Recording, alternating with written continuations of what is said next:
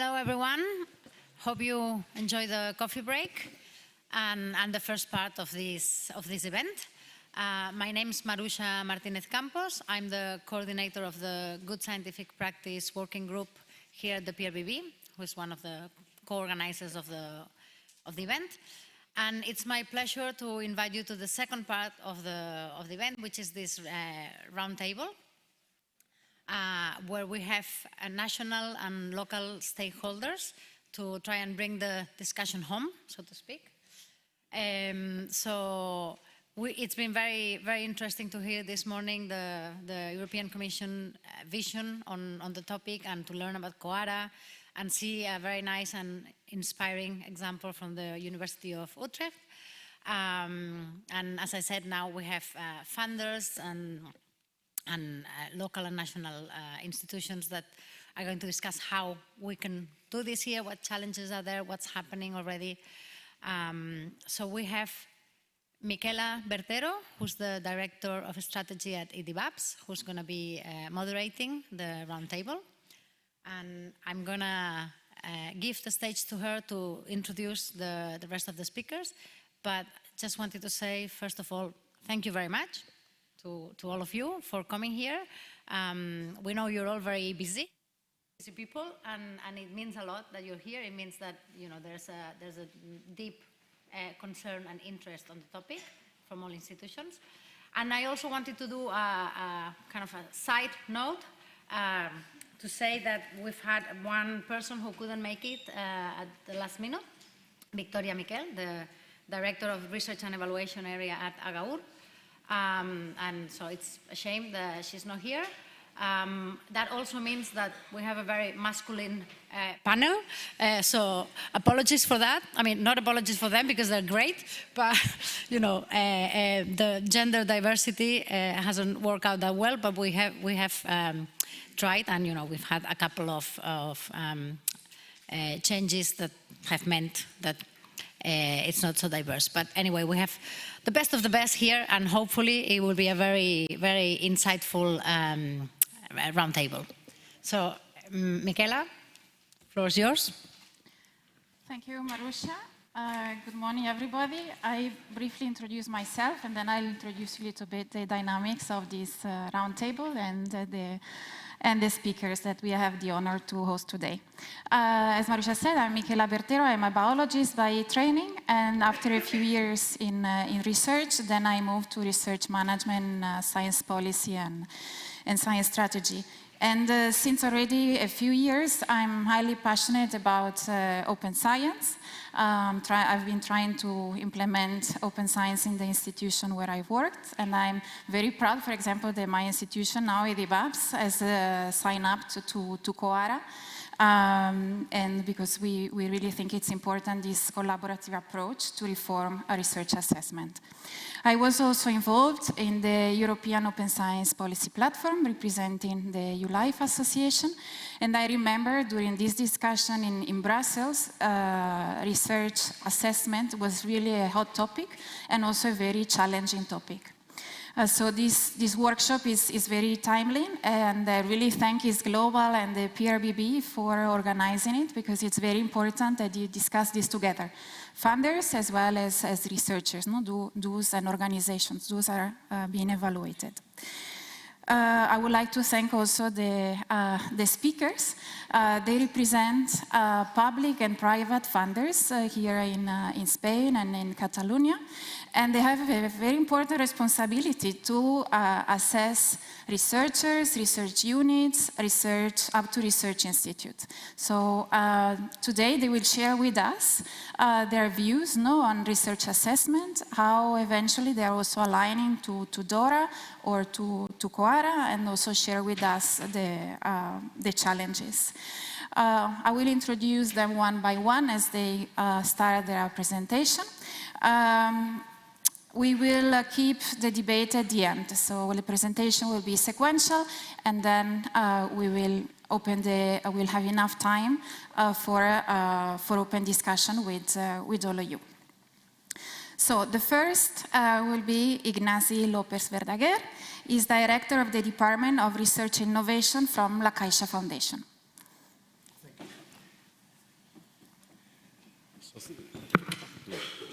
Thank you very much, Michela, for your introduction.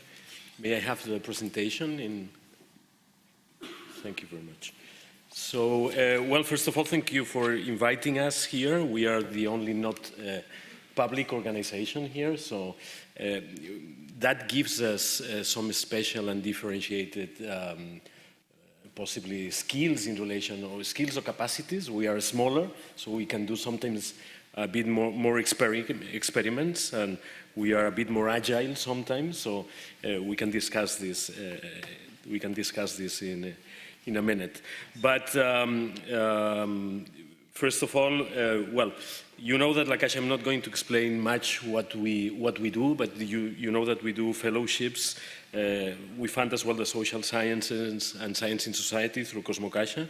But basically I'm going to focus in research and health. You know, we have several calls for proposals here, and more than 40 years experience in giving grants.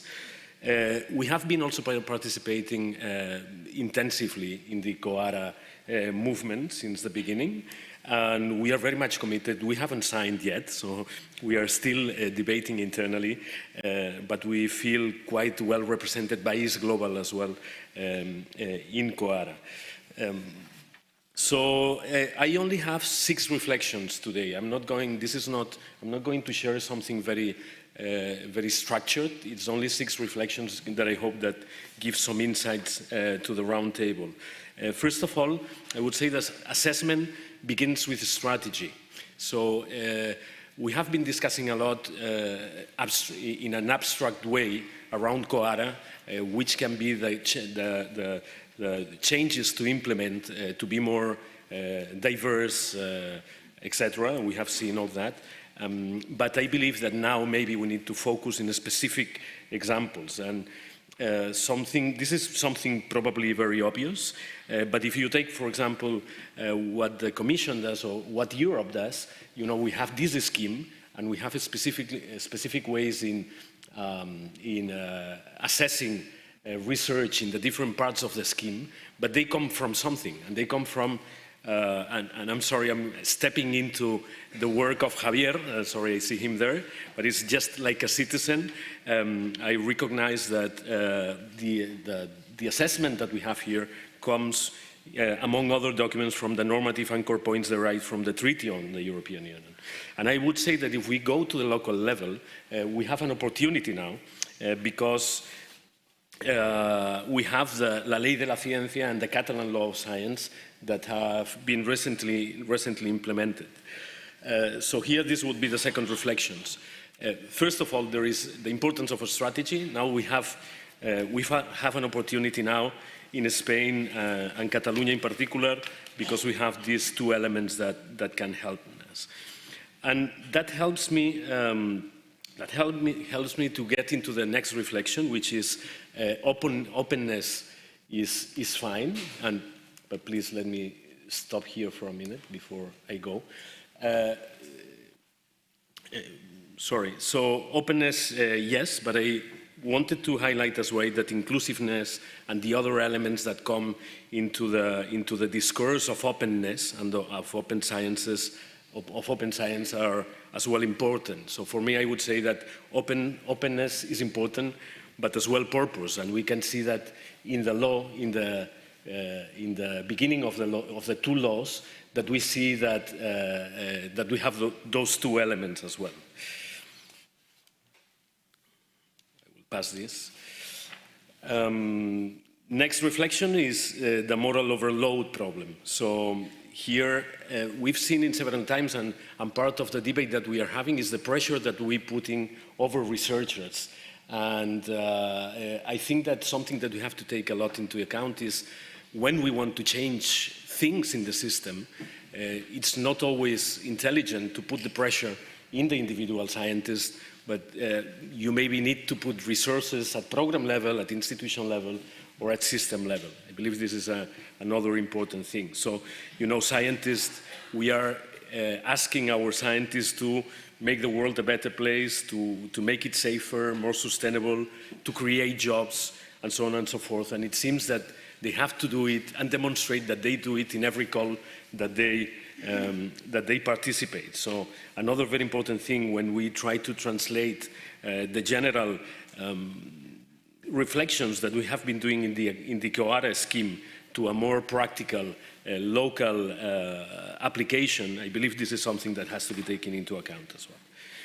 Another one would be, I'm looking into Michela because she was very tough before saying about the time that I... Good. Another important thing is that, of course, assessment is important, and we are talking about assessment, but the whole research performance cycle is important. And we tend to, if we only look into assessment, we tend to forget about the efforts that we can do in the, for example, in the project execution phase. So I was thinking about one of the things that we have been implementing in the last year is to ask for output management plans, not only data management plans, but output management plans. But we put an effort in training to our grantees and consultancy hours to our grantees to develop the management plans during the project execution phase. So if we start asking our researchers to do something which may be new, we have to be sure that we, in the project execution phase, put the effort and accompany them in a way that is make their lives more simple, let's say. So take a look into the whole research cycle. A couple of other things, and now I'm stealing some reflections from Dr. James Wilson. He's maybe you know him. He's the director of the Research on Research Institute, which is a UK initiative that is reflecting on how to improve the ways that we do research. He was at the Santander meeting this summer, and he shared with us several things. One interesting of them, this has been mentioned as well by previous speakers, is to build national international coalitions. RORI, Research on Research Institute, is one. We belong to Philea, which is Philanthropy Europe, and we are having, in fact, in a couple of weeks, a meeting in Poland to reflect about that. So I'm just stating that it's important that we continue to reflecting together in how we implement these changes, and we are happy to participate in any national or local coalition that we may think about. And I believe this is my final one. Do experiments. Research methodology can be as well experimented, can be as well tested, and then can be evaluated and amplified. And here, lotteries have been mentioned. For example, we have several foundations in Europe that are doing great experiments which are being thoroughly evaluated to reflect about the thoroughness and possible application of lotteries in schemes. We have decided to choose artificial intelligence, the use of artificial intelligence in the selection of the, not the selection, I'm going to be more detailed about that, in the selection of projects. And this connects with the priority 4, you can read there, of Dr. James Wilson. So research on research assessment needs to keep pace with new tools and technologies. You know, now we are seeing that ChatGPT is being used in education in many ways, or AlphaFold is being used to analyze how proteins fold. So why not trying to use that artificial intelligence in project assessment? This is, of course, controversial, but needs to have very standard ways, and the ethics guidelines have to be very well followed. So there are challenges in transparency, in the importance of human intervention, or the reliability and the explainability of the artificial intelligence models. But for us, it's being very useful already. Someone before asked about the difficulty of assessing hundreds or thousands of applications.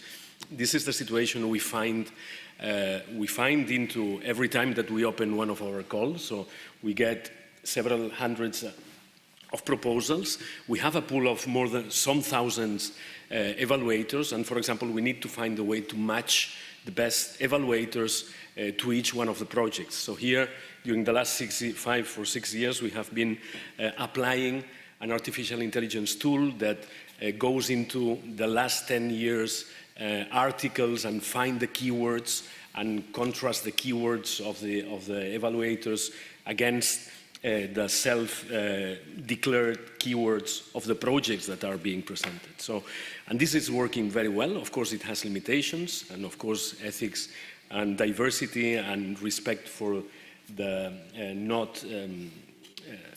not perpetuating biases, for example, has to be taken into account, but it's being really, really useful. Because of the usefulness of that experiment, we decided last year to continue with another one. The next problem that we had is that we always saw that in our big call, with more than 600 applications, a number of them were not fit for purpose. And we are seeing that we are being able, with a combination of 3 artificial intelligence biomedical research models, we are being able to identify those projects. So then we take those projects and through a human intervention, so there is a human evaluation as well, but not as thorough as the full evaluation one.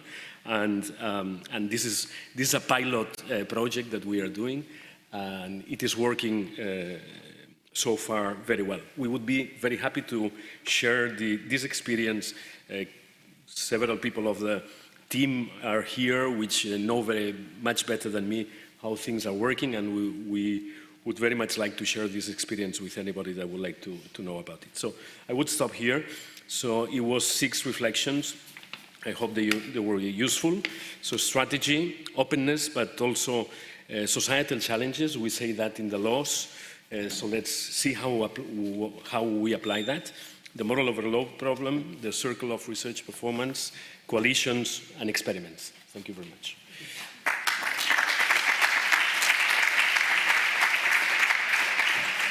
Thanks a lot, Nacho, for sharing your reflections and experiments at La Caixa Foundation. And now I'll give 10 minutes to Gonzalo Arévalo, Director General of Planning, Monitoring and Evaluation at the Spanish Ministry of Science and Innovation. Thank you. Thank you, Michela, and I will try to stick to the 10 minutes allocated. In my case, I'm sorry I do not have a presentation, and this is due to the fact that what we have almost ready, but it is not yet public, is the Spanish National Strategy on Open Science. Okay, and that's why I cannot project anything, but I will give some insights about this in this speech. First of all, I want to thank PRBB and the ISGlobal and the University Pompeu Fabra for inviting us as the Spanish Ministry for Science and Innovation on this very timely workshop on open science and research assessment. And I said it's very timely, and I have to congratulate for the organization of it, because it's really important that, as it was referred on the previous speech to the coffee, to make awareness raising about the change that open science is going to introduce in our system.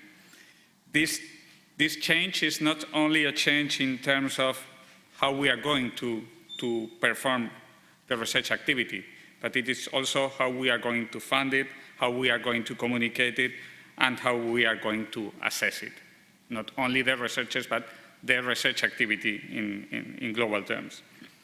And I think it's important to keep the concept of, and I had the chance to speak with some of you on the coffee break on this, on things that this is a transition. Because we have currently a model or a system that is very based on a way of doing the things, and the transitions and the time, and having enough time for doing these transitions, it's a key element if we want to succeed.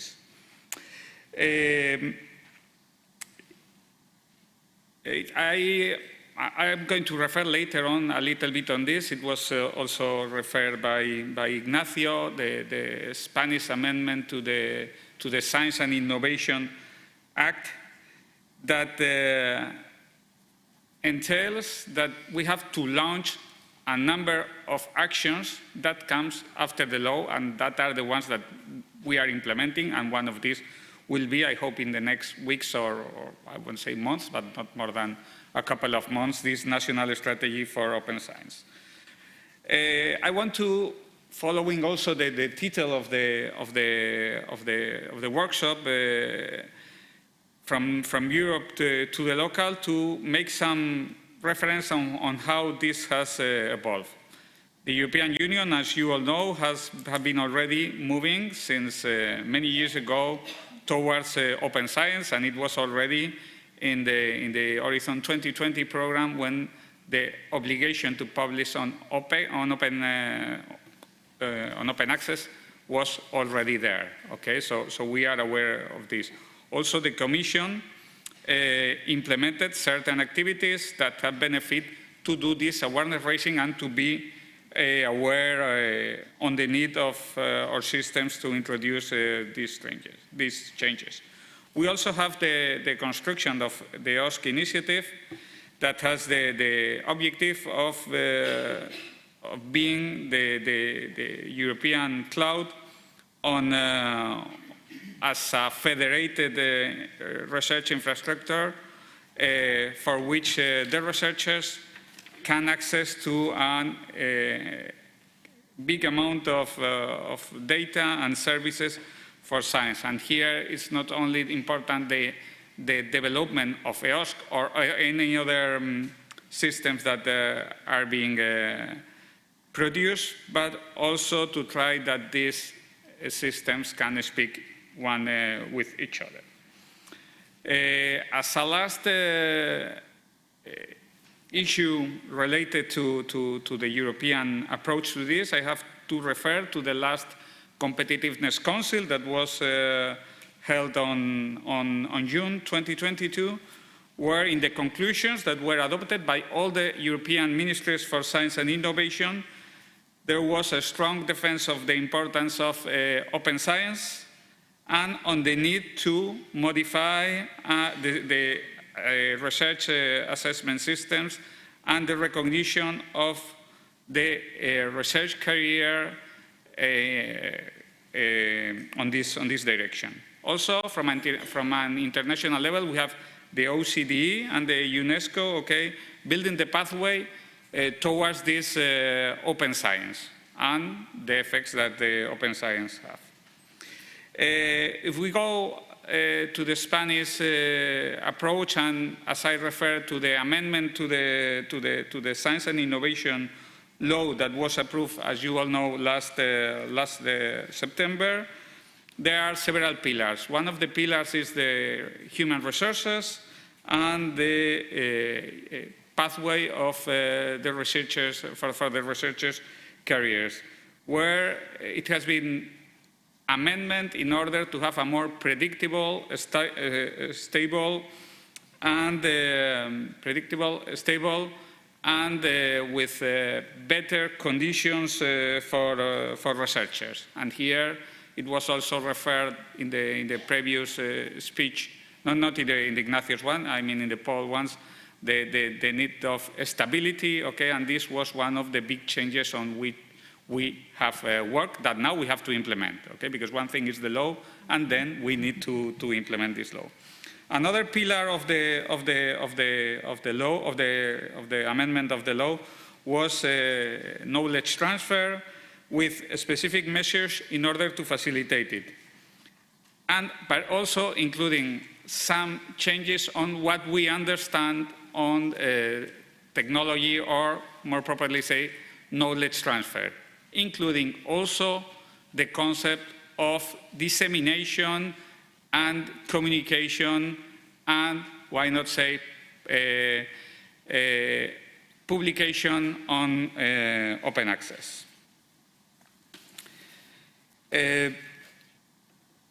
One of the things that I have to say, although it is not strictly referred to the theme of this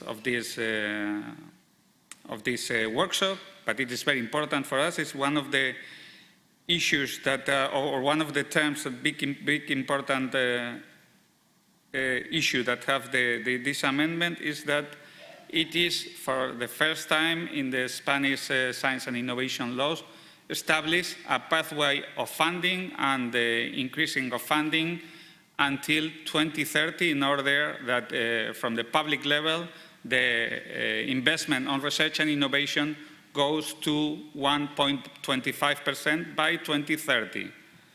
This means that from the public sector, we have to increase on a rate of the 30% every year until 2030.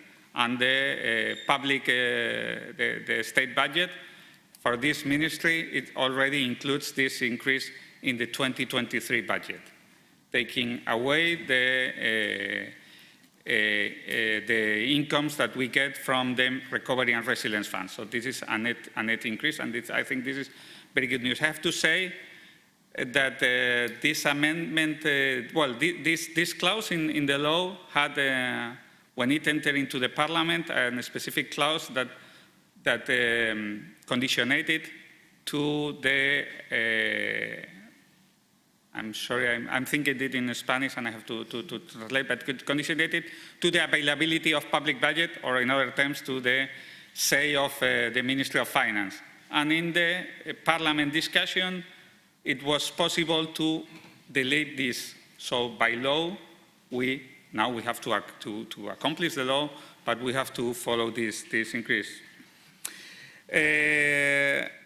Finally, the Spanish amendment of the Science and Innovation Law introduced very important modifications on what we understand by open science, with very clear and very specific disposals, with that finally or later have to be introduced also in the calls, okay, but that make obligatory to have open access and open and free access in public repositories as far as the article is ready to be published. So it doesn't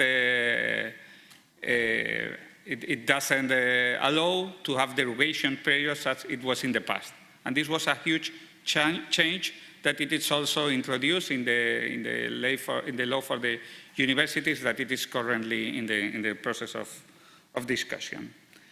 Then, as I said, this is the law, and now we have to do things in order to implement it. And one of these things is the publication of the Spanish national strategy on open science. That has to have, and I should say now has to have, in a few weeks we would be able to say that we'll have, okay, several objectives. On one hand, we have to guarantee the existence of digital infrastructures that are interoperable and that can integrate that can be integrated in the international ecosystem. On the other hand, it has to, or we have to promote and to facilitate the adequate management of the research data and integrate and yes, sorry, I prepared this in Spanish because I thought that this was in Spanish and I'm translating at the same time. Okay, that's why. But yes, we have to facilitate and we have to promote the adequate management of research data that are generated, at least by the public sector. The third objective is to implement the free and open access by default to publications and to research results. The fourth is that we have, and this is I would say the most important thing for the workshop of today, we have to adapt the evaluation systems on the research activity and also to introduce incentives and recognition associated to following the open access principles in terms of research. And also another objective, and the last one that I'm going to refer, and this was also mentioned in the speech before the coffee, is the need to do actions on capacity building for researchers, but not only for researchers, but for all the research personnel. I mean technicians, I mean managers, and I mean all the ones that we are around, because I consider myself as as part of the system in order to be able to introduce these changes. I'm going to conclude. I think that it is clear that we are assisting to a change that it is going to come, and that we need to be ready for adapting to this change. There are different models in order to confront these changes. In Spain, and in particular in terms of open access, we have very clear with the two laws that I refer, show that we will go through the green way.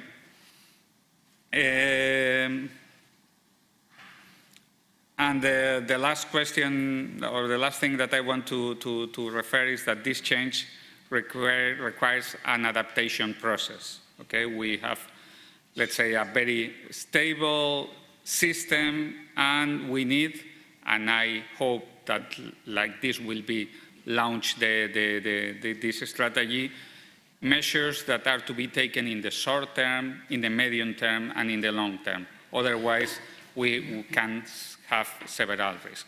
And that's all from my side. Thank you very much, and sorry, because as I said, I don't know why, I thought it was in Spanish, and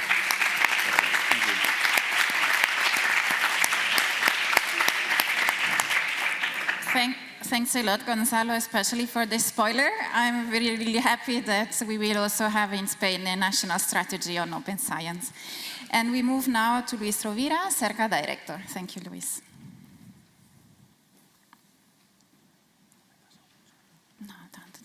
Okay, good morning, everybody. It's a pleasure for me to be here in this audience full of friends.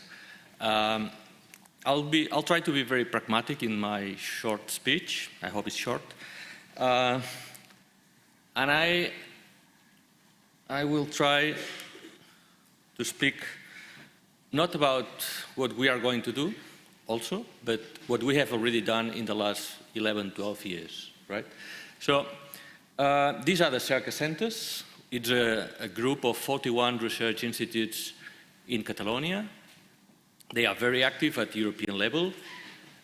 These centers altogether, we were number 5 in Horizon 2020 after the French centers and the German centers. Then these centers came behind with more than 500 million euros of income from the European funding program. We have created more, well, not more, but nearly 200 spin-off companies in these institutes. 15,000 people are involved in this institute, so it's a big thing in Catalonia, right? So this is the group of research institutes.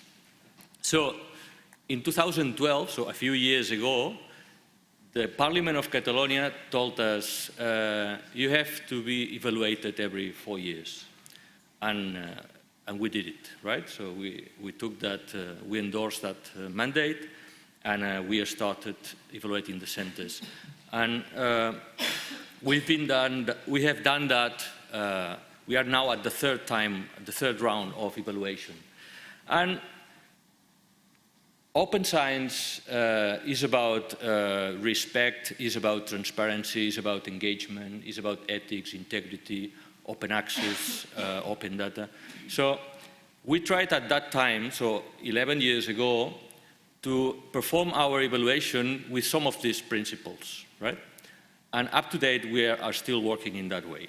So this is the origin institutions of some of our evaluators. We evaluate by international panels, each of the institutes. We were inspired by the Dutch and the German institutions in making our own system of evaluation. And our system, what it's doing at the end is looking behind the last 3-4 years of performance and making recommendations for the next period. So it's a learning exercise, continuously learning exercise after the years. And I think I can say that after the years, we can conclude that that's been successful, right? But we'll see how we do that. So how we how do we evaluate these institutes? We look at the mission. The first thing, we look at the mission, because these institutes are 41 different entities, and the mission is not exactly the same one to the other. So we look at their mission, and we evaluate the mission, the performance, the implementation of the mission that they are doing, right? But I have to say too that most of the times the mission is very similar. So they look at the scientific excellence, they look at the technology transfer, engagement with society, and these type of issues. So we look at these issues in the evaluation. From the very beginning, we have the system of evaluation that we never are asking to the institutes to provide mountains of information, because we know time is a constraint for all of us, right? And I think that's very important to keep in mind. So when we want to evaluate the scientific performance of the institutes, we tell them, okay, tell me which are your best 10 publications in the last 4 years, full text. And the group of, the panel of evaluators, they are going to read the full text of these 10 papers. And that's what we have been doing in the last 11 years. The same for other things. For instance, which are the 5 main actions you have done in technology transfer? So only 5, even if they have 23 or 24, it doesn't matter. So they have to make an internal exercise to select this type of information. And I think that's important. The same with the projects. Which are your 5 main projects in these years? And they show you these 5 main projects. So you have an idea, the group of evaluators has an idea of what's going on in that institute, right? So they are not moving mountains of information, they are selecting the right information for the group of evaluators.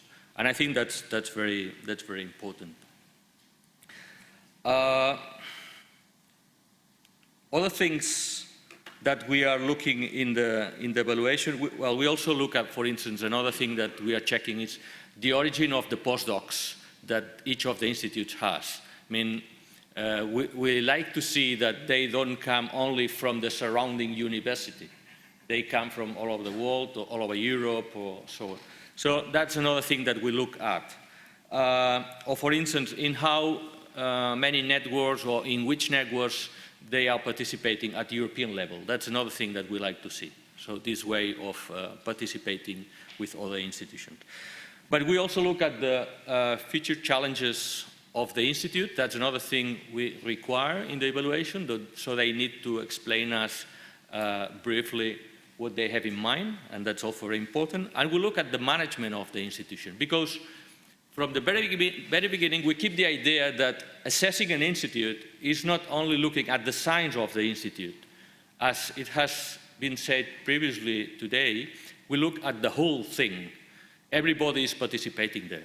We look at the management, at the science, at the technology transfer, at the outreach, and the impact, and so on. And the whole idea is what is giving us the final result in the evaluation. And I have to say that it's an evaluation with consequences, economic consequences for the institutions. So everybody is quite involved in that. So we look at future challenges, management, and others. So what's in others?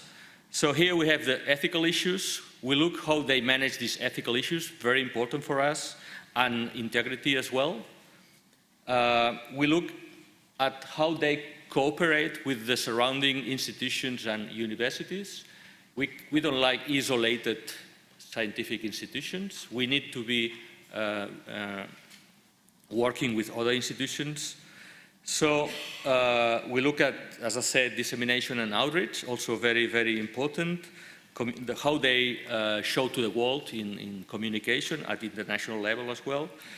And we look at the gender balance. We look very much also at the gender balance. So 11 years ago, the gender balance was not good in our research institutes. It's not perfect today, I have to admit, but there has been an improvement. So step by step, we are improving all the time, and we are looking especially at the group leaders, at the directors and directorate people in the institutions, and slowly moving, we are improving year after year. I have to say that we also assess impact. But up to date, we do it in a separate way. We look on one side the performance and impact in another way. Why is it like that? Because when we started 11 years ago, impact was not that much in the agenda of evaluation, right? Today it is. If we look at the REF, they are assessing impact in the British institution since 2014, and now again in 2021.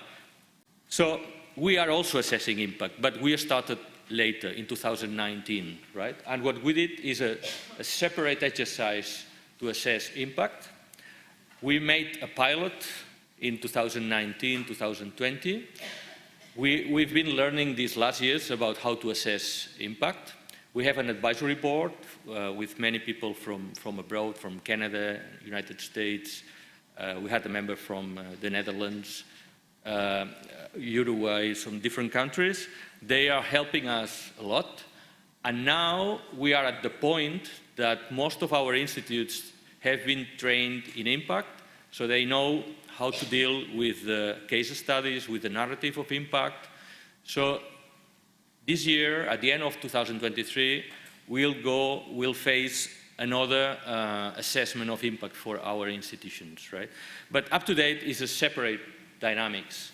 I wonder whether we should join them in a single evaluation exercise in the future. I just leave it open for discussion if you want. I have my ideas, but I'm not yet sure how to do that, right? Okay, and I finish here. I mean, I just tried to give some flashes of information, and I hope it's provocative enough for discussion afterwards. Thank you so much. A pleasure to be here.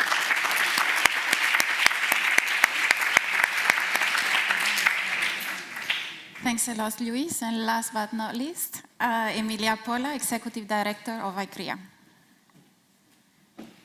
Well, thank you, Michela. Thank you, ISGlobal and PRBB for allowing me to be here and speak a little about ICREA. I believe I do have a very simple presentation. Most of the things that I'm going to be covering will come out in the presentation, but I tend to speak too much. I'm going to be very strict with myself, and I'll stop at 5:30 sharp. But I hope I'll have time to touch upon all the important subjects. Okay. For those of you who are not familiar with ICREA, ICREA is essentially a community of researchers chosen in a specific way, but essentially to make sure that they are extremely accomplishing people and with the ability to change the way that we see the world. So, and we want these to happen in Catalonia. I know research is important, and we all know that, but we want research to happen here, and this is our mission. Essentially, this is what we do. A few quick facts. We've been doing this for more than 20 years now. We created in 2001. We are 100% funded by the Catalan government. We're a public institution, fully, even though initially we weren't because the law was a little different. But we've always been funded 100% by our government. The Minister of Research and Universities is chair of our Board of Trustees. And we cost the Generalitat about 40 million.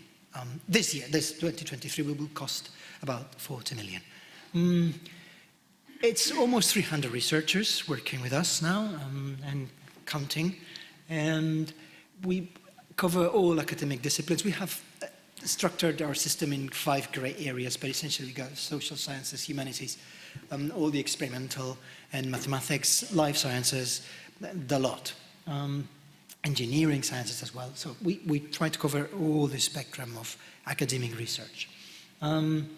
But we're very small. There's only 6 of us, and one of us is here today. So it's a small team. So small changes make a big difference. And we don't own a building or anything impressive. And we just have a nice rented space in la Fundació Catalana per la Recerca i Innovació building in front of Arc del Triomf. And that's ICREA. It's a strange, quite singular institution. What is attractive is what we do for researchers. We offer them great working conditions. This is a very quick summary, but they don't need to teach, even though they may be doing their research in the universities. They can teach if they want to, but they don't have to.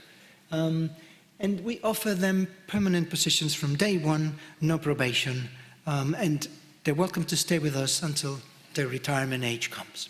So very simple. We have an evaluation that comes regularly every 5 years, and their salaries go up if they perform well. And if they perform really well, they go even higher. So there's this incentive that is linked to their performance that we've always had since the very beginning. And another thing that is extremely attractive for researchers is that we offer complete academic freedom. We don't tell them what they should do. We don't give them, we don't straitjacket their ambitions and research. They can keep changing subjects. They can explore new things. They have the safety of a permanent position from which they can tackle challenges and try to change the world, the way we see the world. This is just, people who know ICREA know this, it's a very common, it's a well-known thing. Now we have a very small administration, and essentially we trust everyone that is with us. We don't have, in the whole history of ICREA, we have never requested for a single certificate or a diploma of our researchers. So maybe they didn't even get their PhD. We don't know. But who cares? They perform very well. I'm just going to give you a couple of things. They come from all over the world. So at the moment we have 29 nationalities represented, but again, they're everywhere. Our selection is passport independent, as we like to say. So we're not an institution to attract little Catalan people to come back. No, lots of Catalan people come back thanks to ICREA, but that's a side effect. It's not what we do. We just want extraordinary talented people to join us. And they come from everywhere. Talent is everywhere. It's one of these resources that has no end. It's probably the only infinite resource that exists. Anyway, this is just, we're very successful in attracting funding, and ERC is a good example. About half of all the ERC grants that land in Spain, half of them go to Catalonia. And about half of them go to our 300 ICREA researchers. So it's an extremely unbiased distribution of these grants. In what I hope is a responsible use of numerical indicators, I decided to put here a little list that I put together a couple of years ago about the number of people in ICREA that get highly cited, right? And is this a pointer, or is it going to self-destruct my hard disk? Oh yeah, a pointer. Yeah, this is ICREA here. We're doing fairly well. Of course, Harvard is doing better than us, but we're probably well placed, considering that we're just a tiny, small group of researchers. If it's a statement that we like to show to politicians so that they understand that ICREA is something that they need to reckon with somehow. These are the synergy grants, the last call, and we were extremely fortunate. There's only been 29 of them all over Europe. ICREA landed 5 of them. 5 of 29 is, again, several sigmas to the right of the curve, right? So to the bell. So very, in fact, this one here, the one with the little degrowth, is featured in the website. This is just pulled from the website of the ERC. About impact, we measure it, but I'm just going to give you one aspect of it, which is innovation. This is a list. I pulled this again from the BioCat biannual report. These are spin-off companies in the health sector in Catalonia, and these are the ones that have ICREAs behind them, or technologies behind them, mostly both, right? So just not to abound on this, but we do have, impactful, influential research, and it's driven by a system that excels at what it does.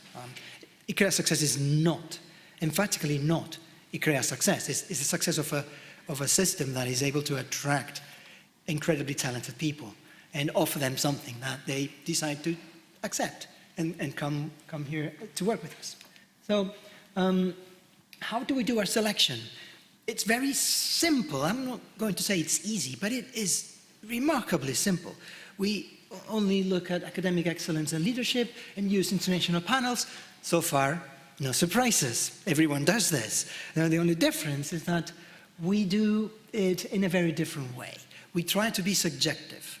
No, I mean that subjective carries negative connotations, mostly because people assume that something subjective is probably, well, arbitrary or biased or somehow misguided in any way, or whimsical, but no, it's none of that.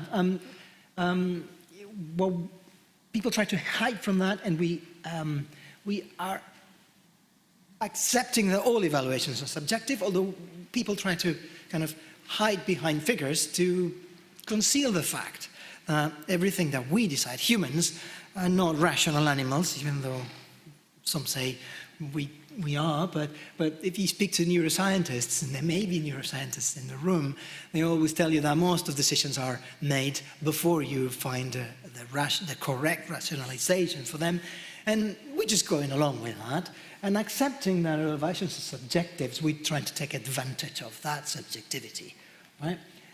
So what we do, for us, subjectivity is relying on an honest judgment by a distant, qualified observer. Distant because we don't have any sort of conflict of interest, but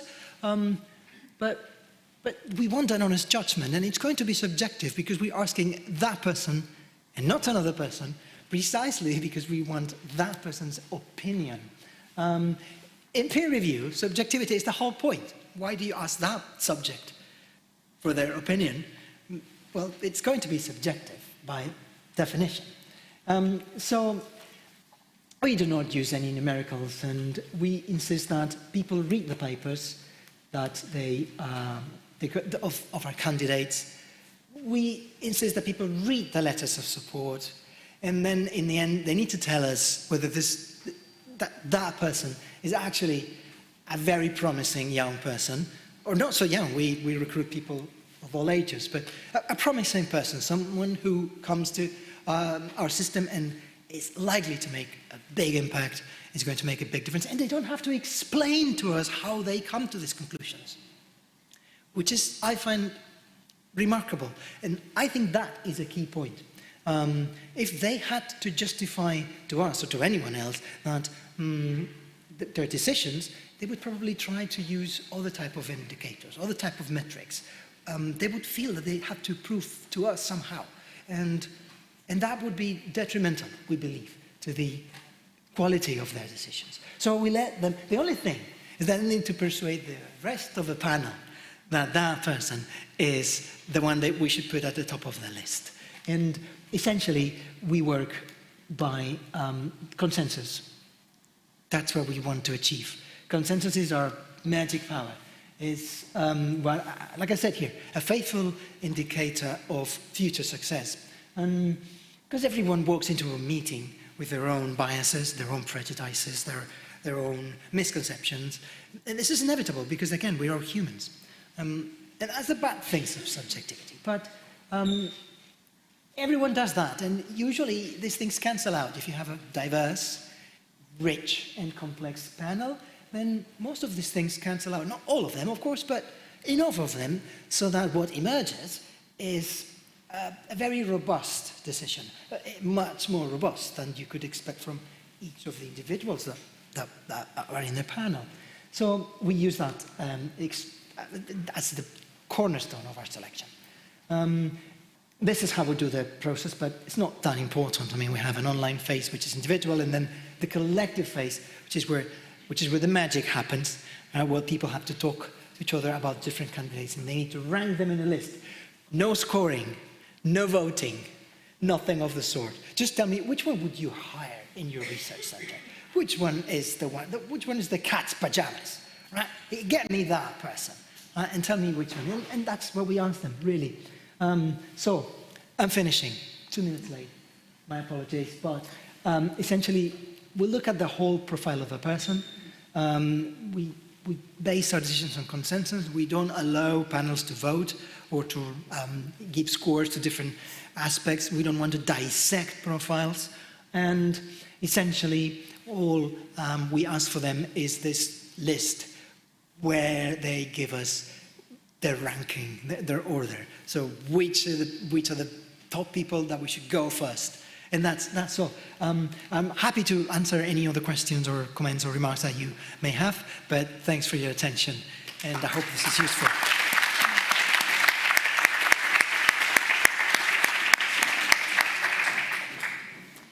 Thanks, Emilia. We have now approximately half an hour for a debate. If you don't mind, I start with a couple of questions for breaking the ice. Although while I was listening to you, I realized that each of your funding agencies you represent evaluate my institutes and our researchers, so I'll try not to be too provocative. The first question I have, it's related also to what we heard in the first presentations. No? We want to assess researchers based on quality. No, we want to use appropriately in a quantitative metric, but really want to assess quality. And clearly, peer review, as also Emilia was mentioning, is the system. But peer review, we know, has also its flaws. You mentioned it's subjective. We heard from you, you're trying AI, so two opposite approaches. But I would like to ask if you're also reflecting on peer review, how we can make it more robust and rigorous. And what do you think are the aspects that maybe we need to work most on to improve peer review? I don't know who wants to start. You can start, Liz. Perfect, thank you. Okay, thank you. Just a few ideas on this. We have this experience of 11 years assessing the institutes by panels of making this peer review. And I think in this third round of evaluation, we've been improving the panels, right? And what have we done in these panels? Okay, the way of selection of these people coming there is that they are not only scientific profiles. We have some scientific profiles in the panel, but we also have some technology transfer profiles, and we also have administration or management profiles. So we mix different people in the same panel because we want to look at different things in the institutes. So I think that's one way of improving the peer review. Another thing is that about the scientific profiles, we look, in the last round, we look at people who got an advanced grant of ERC. And they are happy to participate. And I think maybe at the beginning you may think, these people will be very busy. Yeah, but they come to us. So that's another way of improving maybe the quality of the people coming there and assessing the institutes. And then the third thing is that year after year we are trying to balance in gender also these panels. And I think that's another way of improving the quality of the peer review. Some more reflections on peer review? Well, first, thank you.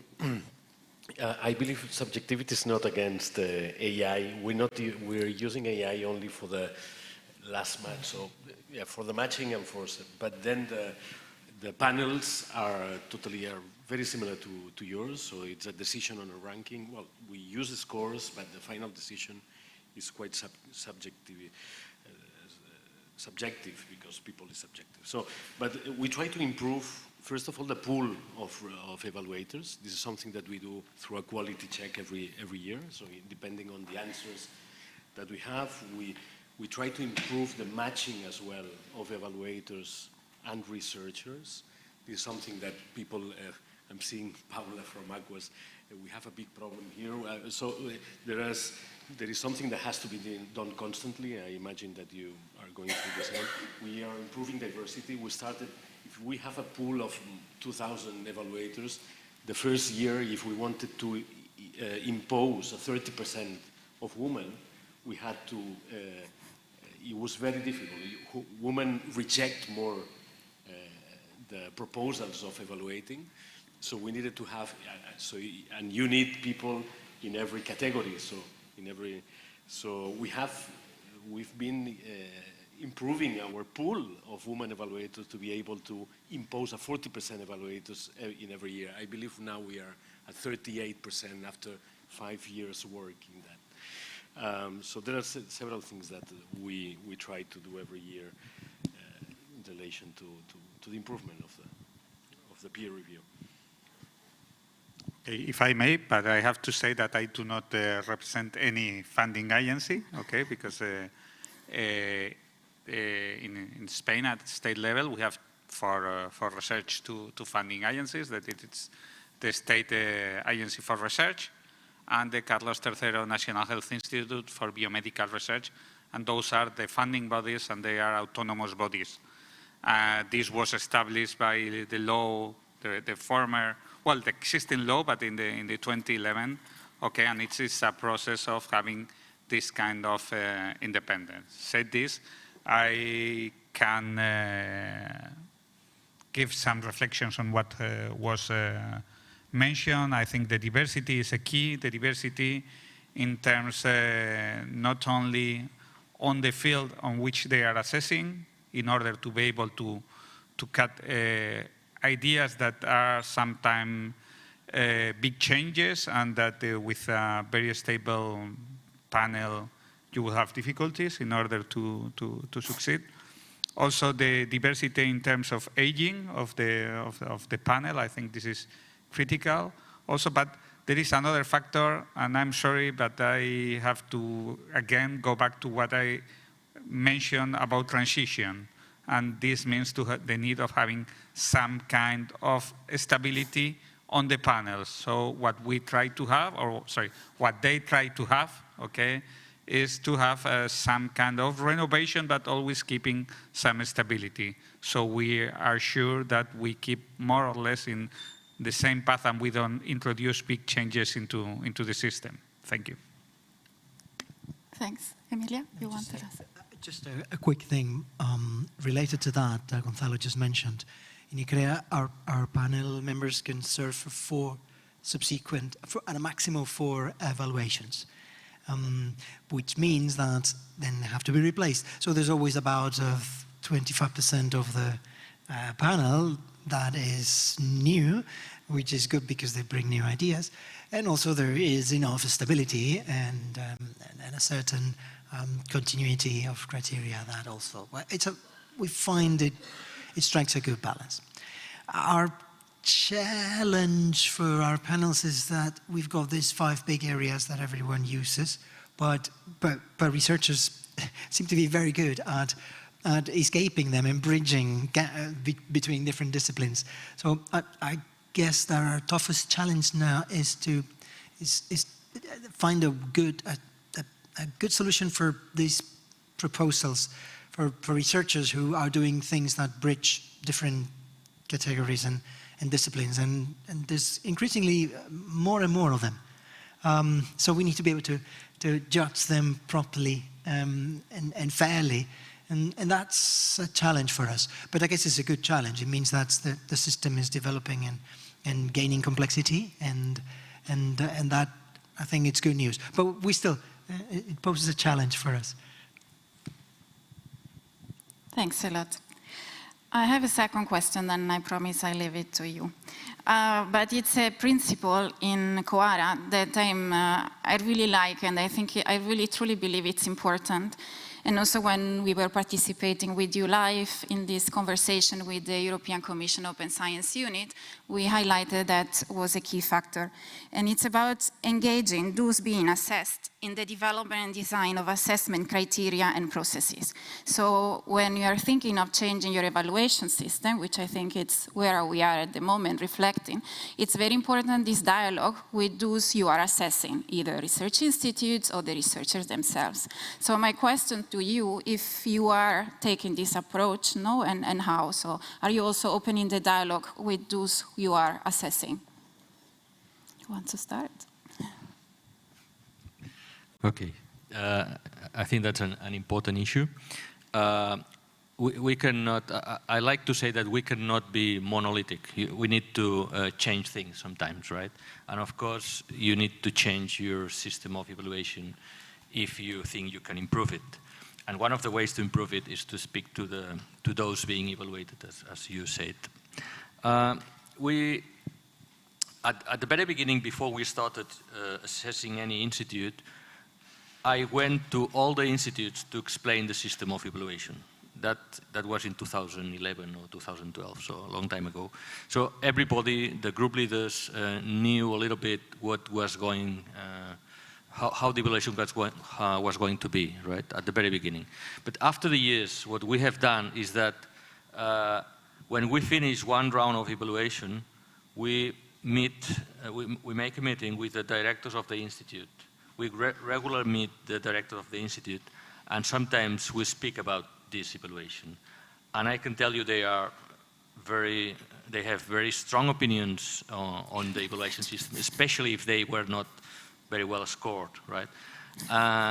And of course, we need to establish this discussion, and at the end, we take whatever we can take for improvement, and we use it for the implementation of our system of evaluation in the next years.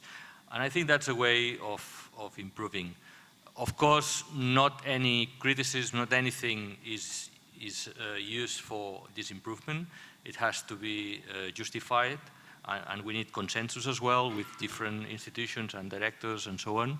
But I think it's a good way of doing this. Thank you. Gonzalo? Yes, ¿Sí? if I can. You managed to. my glasses here, but I think that this is a key issue, and we have to learn also, I think, from the Commission approach that certainly also promotes a lot the debate with the community in order to introduce changes and to anticipate these changes. I think this is done. I have. And in fact, that's why I was wearing my glasses, because I was looking at the draft of the national strategy. You will see that the approach that was taken was not something that was created by us as policy makers in the ministry, but it was discussed not only with the rest of policy makers related to science, the rest of ministers, the Ministry of University, the Ministry of Economy, but also the research funding agencies and the research performing organizations. So we try to have this dialogue in order to introduce this strategy. And I have also to go to the law of science and to the amendment on the law of science, that because let's say that the biggest governing body for the science in Spain, it's why we call the Consejo, well, it's a quite long name, but it is a representation of the ministries for science and innovation of the regions, and at state level, the Ministry of Science and the rest of ministers that have actions on research. But linked to this body, there is a CACTI, that it's the Advisory Committee for Science and Innovation at national level, and in the amendment of the law, it was included a disposal that in order to become part of this CACTI, it has to be launched an expression of interest. Formerly, it was just let's say not a cherry picking, looking for a specific person, but it was not so open. Now it will be an expression of interest, an openness of this, and candidates will be get from this expression of interest. So in order also to have let's say a more or a less biased approach on this advice. Thank you. Thank you. There are more reflections, or we open the floor for questions? I think I have to.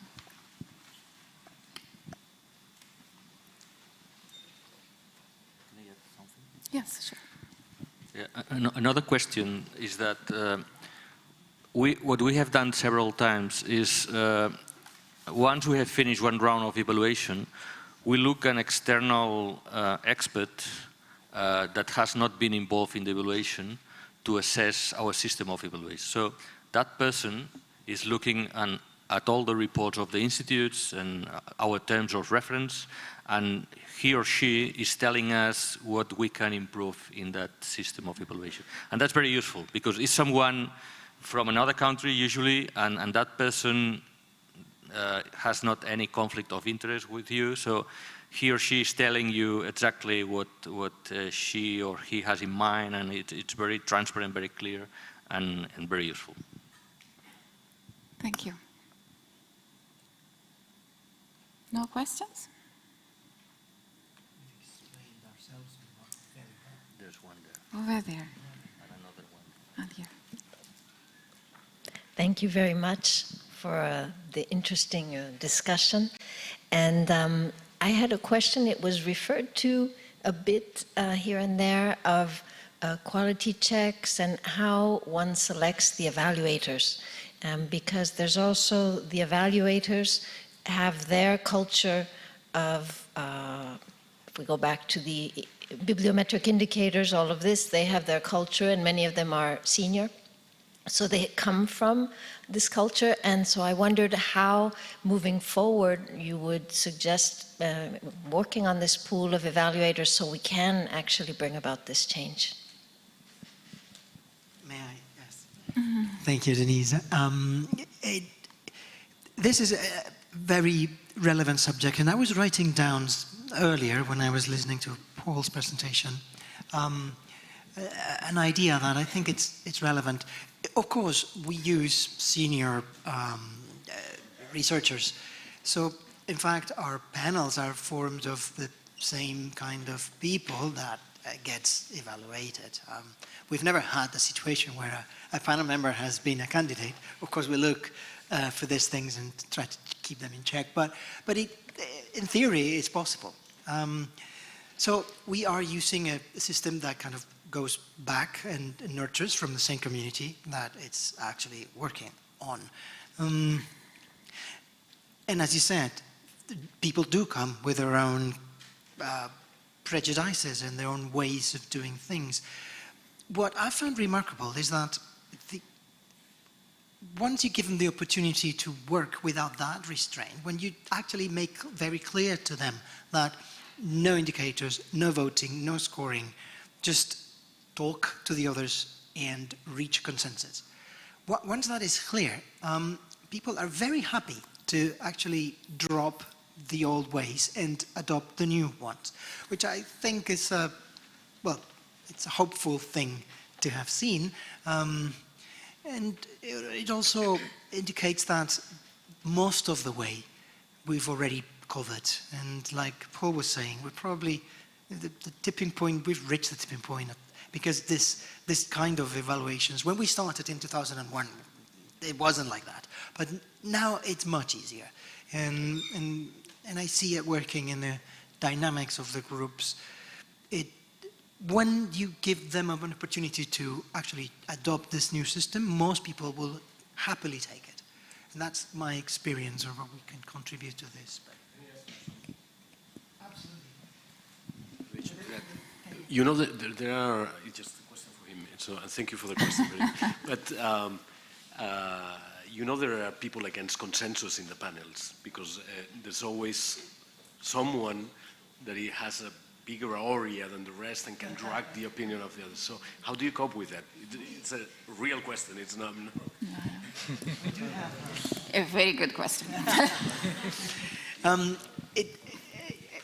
I can't really be too specific, but last time, in the last panel that we had, there was an instance of one of the panel members who refused to accept what the others were discussing. And that was quite an issue. In the end, an agreement was reached, and no one got killed, right? The agreement always tends to be quite not very risky. Yeah, in this case, the disagreement was not about the was about the method. Right? There is one discipline. Are there any economists in the room? You got one. But there's like a trend in economy. No, well, there's the customary way of evaluating people in economic sciences is different from the other social sciences. And then the disagreement wasn't about the candidates, but about how should we mix these two systems. Luckily, there were other economists in the panel who understood the criteria used by the sociologists, the psychologists, and other people. So, the battle didn't escalate, but yeah, these things happen, and we must understand that this happens. We're writing this best practices manual to prepare our evaluators. They won't read it, but we'll write it anyway, because it's good that if there's a conflict, someone can just pull this up and say, look, it says here that we should do this and that, and we should avoid that and that. But still, yeah, battles happen. And before there's like peace and calm and agreement and everyone is happy and they can go and have their lunch, there's a lot of work that they need to do. And sometimes this, heated up debate. There was a question over there, I think. There, okay. I think lady was first, but that's okay. I need to defend the gender here. Okay.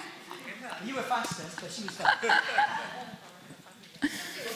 Okay. So I'm going to ask a very specific question talking about this assessment of individual researchers, it is very well linked to how we assign contribution to individual researchers. And given the recent discussion about long author lists and things, how close we are from, while assessing researchers, looking at contributory roles rather than authorship lists and stuff. Can you repeat the question? Sorry. The question is, if you would like to comment on, during the evaluation of individual researchers, how are we looking at contributions of individual researchers in their work rather than authorship lists and stuff, and so. ICREA doesn't do junior researchers, so what I'm going to say, it's not related to the PhD postdoc phases, or not even the early PI stage. But we do give people we don't like long lists. We ask them to send 5 publications, and then they make a statement. And they also have a space to comment on the significance of these publications. So this is what the evaluators read. So why is he putting that publication? Because he's very proud of his contribution or her on that particular subject. So there are ways. You just ask people and they provide you with comments, remarks. One of the questions we ask candidates is, why do you think you deserve an ICREA position? Which is very open, but it gives us an idea of their goals and ambitions. And that's part of the selection, also taken into account. So I don't know, and I'm sure Ignasi wanted to comment on this as well. Briefly, so we have more time for questions. Well, very fast, but I will comment in some other thing. We have been conducting an external evaluation to our call, the big one. There we divide in 3 periods of the research career, 7 to 12 years after PhD, 12 to 20, and senior more than 20.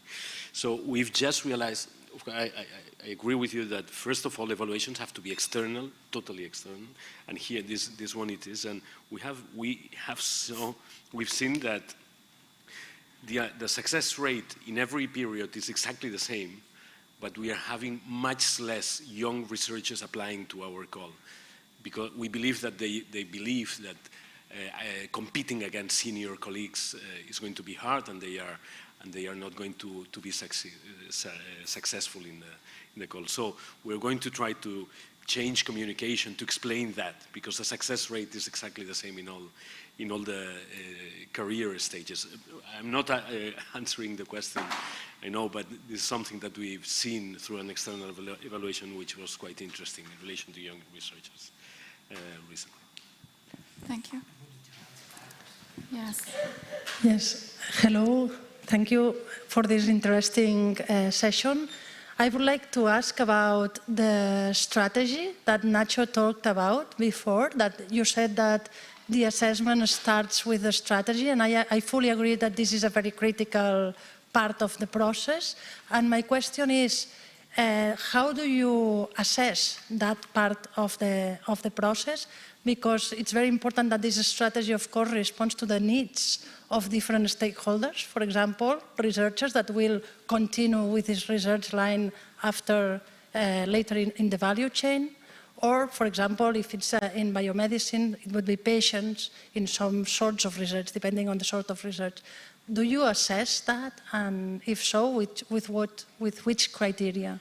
Well, I would, for example, one very clear example here is the call that we have for innovation, where different stakeholders have to participate both in the assessment and the accompanying in the follow-up of the projects. So, and here researchers are quite surprised about being evaluated by business investors, but this is how life is if you want to do technology transfer and bring an asset to society through the market. No? This would be one example. So if the strategy is about market creation and technology transfer, the stakeholders that have to be participating both in the assessment and in the follow-up are totally different. So this would be one of the examples.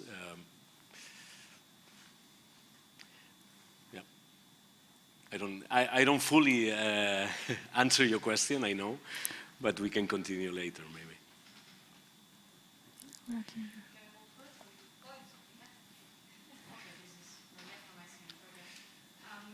Sorry, do you mind I continue with that for 1 second?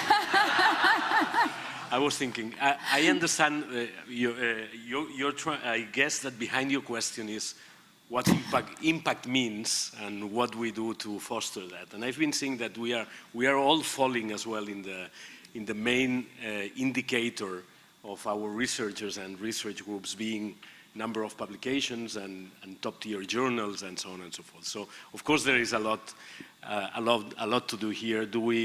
We have to ask ourselves, I would say, in this new evaluation, in this new period, trying to apply the changes that COARA propose, if the researchers in ICREA or the centers in CERCA or our projects, our final indicator has to be that or that together with other things. And this is a complicated question. Sorry for trying to avoid it, but it's a difficult one, yes. And sorry, please. Different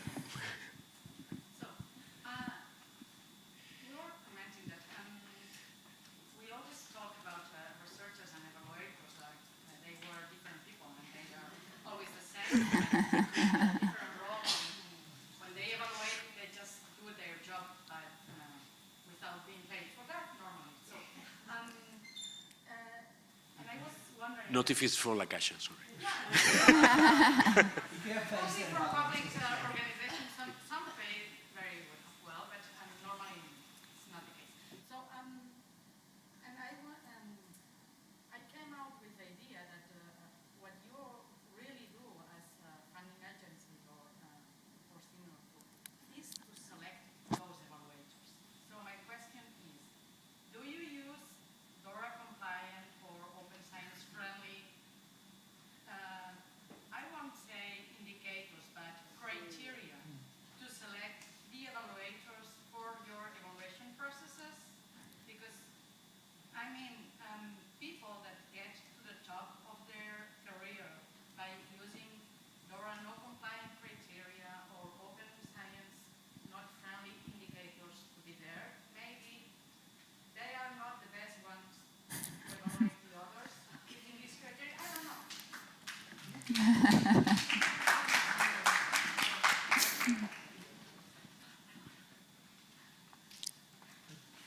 Who wants to answer this?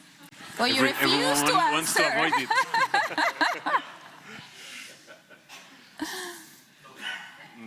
Tough one. Sorry for that. No, it's good. Well, if I can, it's a very difficult and a very tough question, and it's the key issue.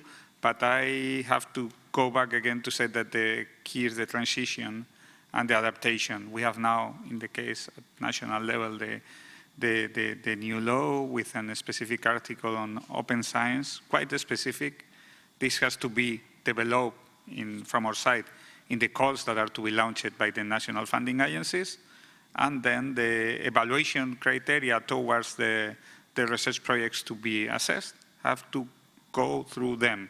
But I think it's a question of time, and it's, as I also said, difficult to have a change of 90 degrees in just one moment. Thank you. This is, for example, what we've done several times. Doing that in the evaluators is in the peer review evaluators, very difficult. If you have, I don't know, a pool of 2,000, try to find which ones of them. So it is not easy. Trying something different we have thought about was including a fourth evaluator. One thing that we've done in our social research call is to have two different evaluations. First one, an academic one, and then to see if it accomplishes a social purpose, to have a non-academic stakeholder to evaluate that. So we're doing different experiments. Another one that we've done was to put in the selecting panels a person that brings in this different experience. For example, in that case was someone from the British Medical Journal who have applied a non-academic stakeholder peer review process for the academic articles. But if you do that, so the question is, sometimes it's a question of power. If you do that, things change. Huh? But if you have a cancer panel, for example, and you have to choose 7 or 8 people, and you have to have represented the different sectors, you know, you have the basic, you have the therapeutic, you have the clinical, you have the lung, you name it. So the list goes and goes and goes. So the difficulty of including DORA, I would say, or others, is as difficult as including other aspects of research. And this is a general question of assessment, not only for DORA, but for anything, for everything. I think we have time for 2 more questions. 2 more questions. I think I'm just going to add to this conversation and maybe creating more confusion for you, organizers of peer review panels. But I think what we can all agree, I believe, that we all have our individual biases, of course, and we don't want to change individuals, right? It would be too tiresome. What we want is to change the system so that the system does not allow for the biases to have the negative effects. So here, and of course, it's so hard to deal with these panels, right? And with this consensus and all this. I've heard of organizations, universities, etc., that they have like observatory or moderators in the panel that are experts, for example, gender experts or diversity experts that are there, and they really like identify when there is a bias, they stop it there. Do you have any experience on this? And if yes, can you, is there, and this is related also to the need to have more evidence-based research on research. Can you comment? Yeah. Thank you. We have moderators in each panel, and they don't vote or participate in the discussions, but they tell us, and they can inform the panel whenever there are questions about how the selection works, or what are our priorities, or all of these things which are practical and useful, but they're also there because when you're an ICREA evaluator, if you ever are invited to an ICREA panel, you should know, be forewarned that you're also going to be evaluated. And I mentioned before that the panel members can be with us for up to 4 selections, but that is the maximum. Many people don't make it past the first year, because if we don't like the way they behave on the table, if we don't like the way they write the feedback to the applicants, then they don't get invited again. So there's also there's like a meta-evaluation. We're also evaluating our evaluators and making sure that they contribute to a certain positive, constructive discussions. That's what we're after. And also, in answer to Nuria's question earlier, we actually we have one call every year, which is the big ICREA call, and we need to round up about 50 evaluators. We actually read through their CVs, and we actually choose them by their expertise, their matching, the composition of a panel. So we don't use any, I mean, everything is kind of contaminated by the indicators that we've been using for the last 50 years. But to the extent that it is possible, we don't use them. It's far more important for us that the conversation is constructive and that they are able to add perspective on their discussions than how much they've published. Because this usually the people who apply to our calls tend to be already very good. And what we want to know is is whether they're going to be as promising as they look. So it's something that can be judged by from many different perspectives. But again, of course, like Gonzalo was saying, there's a transition. So inevitably, things will be moving forward in a gradual way. I hope that helps. Any ex-post evaluation after the evaluation? ICREAs are subject. No, we evaluate the evaluators after they've been performing, and that's it. And then we actually invite them again or not, depending on how they've performed, on our opinion on how they've performed, which is again subjective, but so it's inevitably, yes. A very quick tweet from Luis. Yeah, no, I want to say that if one evaluator doesn't perform properly, he or she is never invited again, right? So that's one point. Second point, very quickly. We made a video on bias in gender for recruitment. And we use it. Yeah, that has been very broadly used all over Europe by the ERC panels, by ICREA, and that's something else that can be used. And the third thing is that we have a rapporteur in the panels who is a local people, and that person knows the legal issues, the gender limits, whatever, and if the panels go too far away, that person says, stop here, and that's how we perform. One very last quick question. Yeah, really with a quick last one. answer as well. Yeah, changing a bit the topic and maybe being a bit provocative. So the other day I was reading a paper in Nature saying that good working conditions are kind of improve the quality of science. In your evaluation panel that I saw that there are ethical evaluation as well. There is any implementation of this? I mean, working condition is a broad feel like it can go from well-being, like work-and-life balance and other things. So have you have any indicator to evaluate this? So since it improves the quality of science. Did you understand the question? Because I throw. I'm not sure if I understood it well, okay, because, but if you refer to the assessment of the improvement of the research conditions. Yeah, I mean, this paper was saying good working conditions improve the quality of science. So, is it straight?